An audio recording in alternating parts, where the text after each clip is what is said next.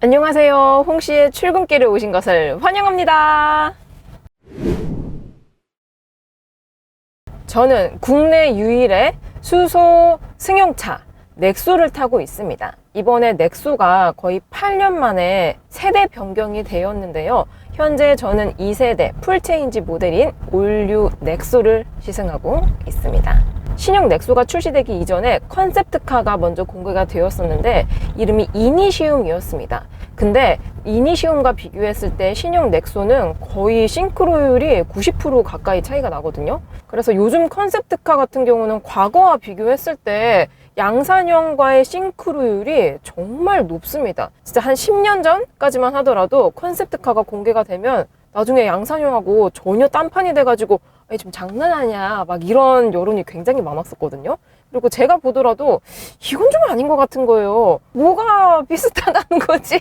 이런 생각이 계속 드는 그런 디자인을 가지고 있었는데 확실히 요즘 컨셉트카는 양산형과의 싱크로율이 정말 높다고 느껴집니다.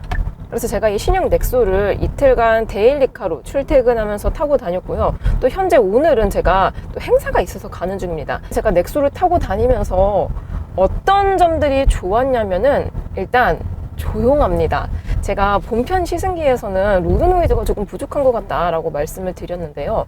그건 이제 고속 주행을 계속 했을 때 있잖아요. 고속도로로 계속 주행을 했을 때는 조금 더 방음이라든지 흡차음재가 있었으면 좋겠다라는 거지 사실 동급과 비교했을 때 부족하진 않았거든요. 그래서 조용해서 좋았고요.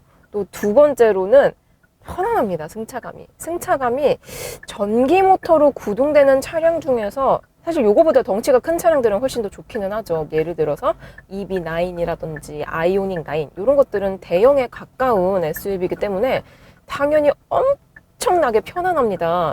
대신 가격이 그만큼 비싼데요. 현재 제가 시승 중인 넥소는 준준형과 중형 그 사이 포지션이라고 볼 수 있습니다. 그래서 준준형이라고 보기에는 조금 크긴 한데 또 중형이라고 보기에는 살짝 컴팩트한 그런 차체를 가지고 있거든요. 그래서 그렇게 따졌을 때 일단 승차감이 압도적으로 편안하다 보니까 계속 타면 탈수록 만족감이 높더라고요. 그리고 마지막으로 세 번째로 만족스러운 부분이 뭐였냐면은 옵션 상태입니다. 물론 저는 이게 트림이 세 가지가 있거든요. 그 중에서 프레스티지 최고 트림의 풀 옵션 사양입니다. 그래서 뭐 온갖 옵션이 다 들어가 있거든요. 뭐 디지털 센터 미러부터 해서 디지털 사이드 미러, 또 뱅앤올럽슨 엄청난 옵션이 다 들어가 있어요. 그래서 그런지 확실히 편리하다라고 느껴졌습니다. 그리고 정말 웃긴 게 이제 제네시스 제외할게요. 제네시스는 프리미엄 브랜드니까 현대 마크를 달고 있는 현대차 중에서 요즘은 신차가 이제 보스 오디오가 들어가거든요. 옵션으로. 근데 와, 이 현대차인데 뱅앤올룹슨이 들어갑니다. 요즘 신형 제네시스의 스피커가 뱅앤올룹슨으로 많이 바뀌고 있거든요. 근데 제네시스도 아닌데도 불구하고 뱅앤올룹슨 사운드가 들어가 있기 때문에 확실히 보스 사운드와 비교하면 퀄리티가 정말 차이가 많이 납니다. 뱅앤올룹슨이 훨씬 더 좋아요. 자, 오늘은 제가 약간의 장거리를 가기 때문에 톨게이트에 진입을 했습니다. 근데 시승 차량은 보통 하이패스가 없거든요. 그래서 간만에 또 이렇게 현금 줄에 대기를 하고 있습니다. 근데 요즘 날씨가 너무 덥습니다. 오늘도 현재 외부 온도가 섭씨 영상 36도를 가리키고 있는데요. 장난이 아니에요, 요즘 날씨가. 교통카드 혹은 하이패스 카드 전용으로 해당 카드가 없으신 경우 오른쪽 카드 정보 결제되었습니다. 뜨거워! 요즘 약간 화상 입은 것 같아요. 아니, 도어 몰딩 있잖아요. 도어 몰딩에 보통 크롬이 많이 들어가 있거든요. 제가 타고 있는 넥소도 크롬이 들어가 있기는 합니다. 근데 지금 외부 온도가 너무 높고 뜨거워서 그런지 그 크롬 부위가 지금 달궈졌어요. 거의 불판인데 너무 뜨거운데 요즘 날씨가 너무 덥다 보니까 촬영을 한번 하고 나면은 진짜 진이 빠지더라고요. 약간 더위를 먹은 것 같기도 하고.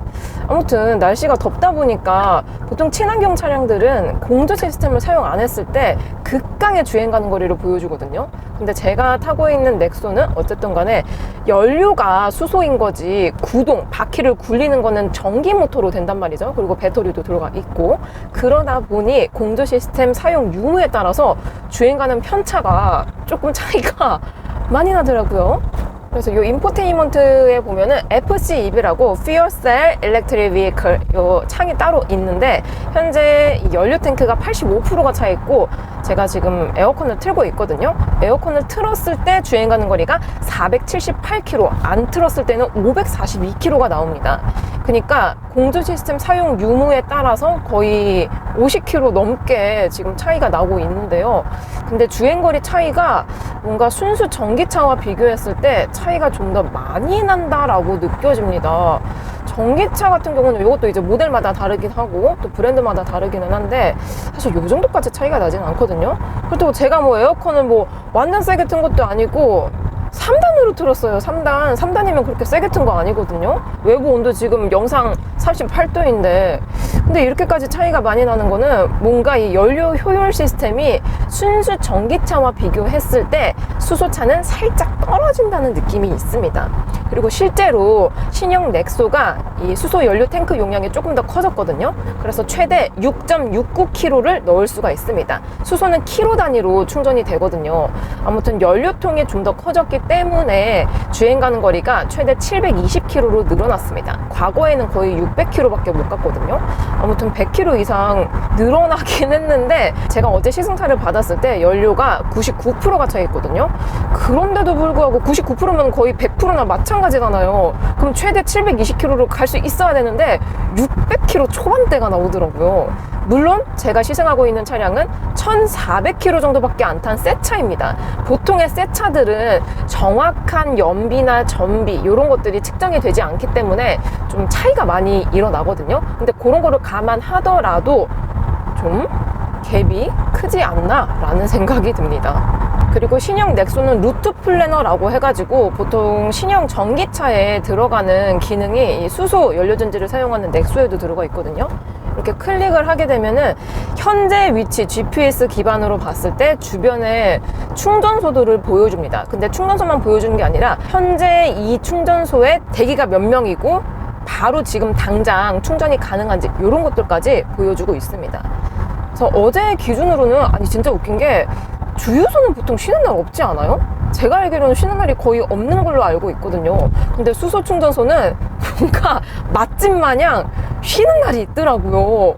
이게 약간 좀 신기했습니다. 뭔가 이유가 있는 것 같기도 하지만 제가 뭐 수소 충전소를 운영하는 입장이 아니다 보니까 자세히는 모르겠는데, 아무튼 간에 쉬는 날이 이게 로테이션이 있더라고요. 뭐 어디는 뭐 월요일 날 쉬고 어디는 뭐 수요일 날 쉬고 이런 식으로 쉬고 있기 때문에 잘 보셔야 돼요. 잘 보셔야 됩니다.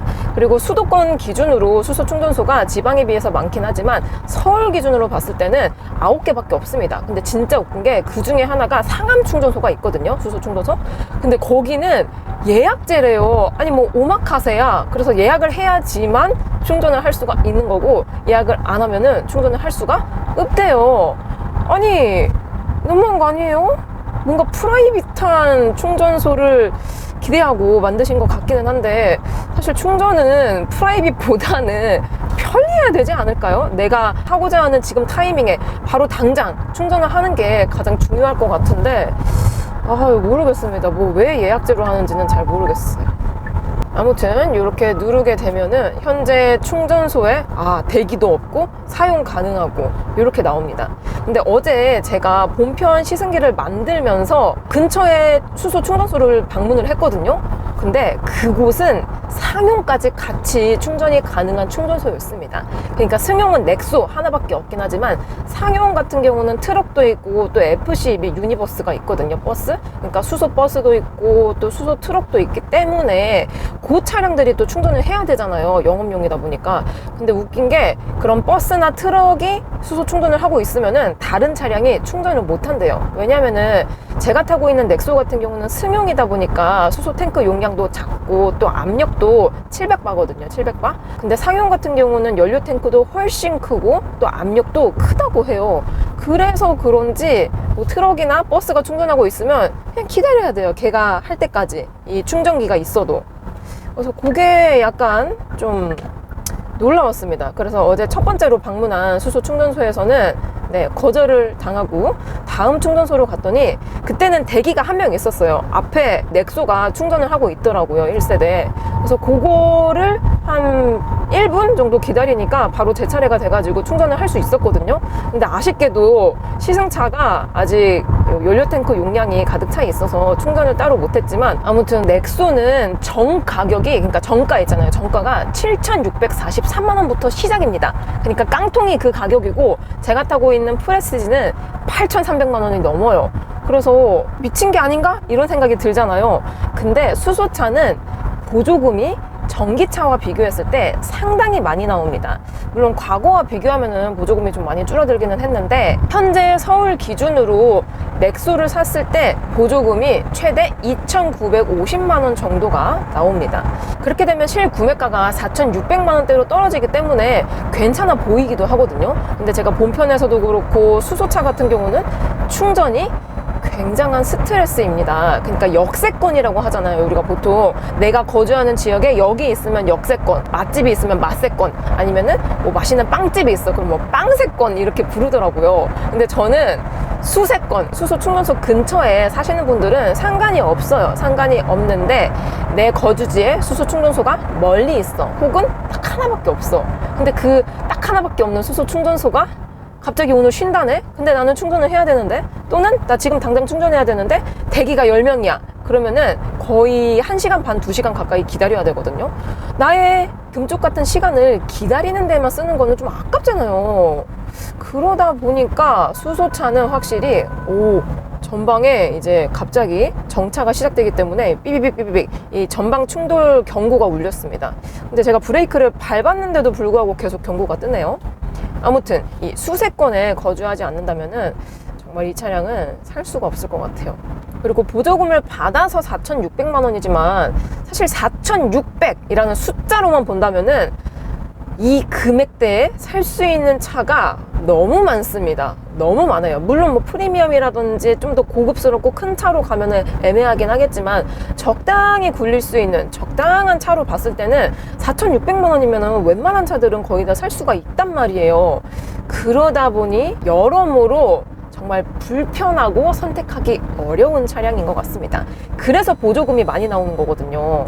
근데 그런데도 불구하고 가격 메리트가 크지 않다 보니까 많은 분들이 좀 공감을 잘 못하실 것 같더라고요.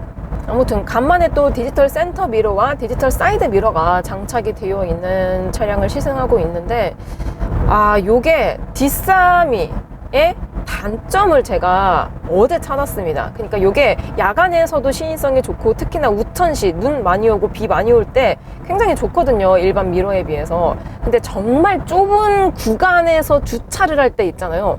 그때는 오히려 이 디지털 사이드 미러가 불편하더라고요. 아니, 공간이 충분히 있는데 계속 삐삐거리는 거예요. 분명 물리적인 거울이 달려있는 차량으로 가면은 문제 없는 공간인데 자꾸 막 삐삐거리고 막 긴급제동 막 들어가고, 아니 주차할 수 있는데 계속 그러니까 더 힘들더라고요. 아무튼 디지털 사이드 미러는 확실히 호불호가 있을 것 같다라는 생각이 들었습니다. 물론 이건 옵션이에요. 근데 저 같으면은 D3이 안 나올 것 같긴 해요. 그리고 신형 넥소는 디자인이 독창적인 게 들어가 있잖아요. 다른 차량들과 전혀 공유하지 않는 넥소만을 위한 디자인이 들어가 있다 보니까 이렇게 도로에 다니거나 아니면 뭐 주차장에 진입을 했어. 그랬을 때 약간 인싸가 될 수가 있습니다. 다른 분들이 다 이렇게 슉 하고 쳐다보시더라고요. 보통 이제 저는 이제 자동차 리뷰어다 보니까 신차를 많이 타고 다녀서 그러한 일들이 종종 발생이 되는데, 넥소는 그냥 누가 봐도 차알못이 보더라도 뭔가 좀 신기하게 생겼잖아요, 생김새 자체가. 그러다 보니까 이렇게 다들 한 번씩 쳐다보고 가시더라고요. 그래서 이 신형 넥소를 타고 다닌다면은 연예인이 된 기분을 느낄 수가 있다는 게 장점으로도 느껴졌습니다. 여러분들은 퇴근 중이신가요? 오늘 하루도 정말 수고 많으셨고요.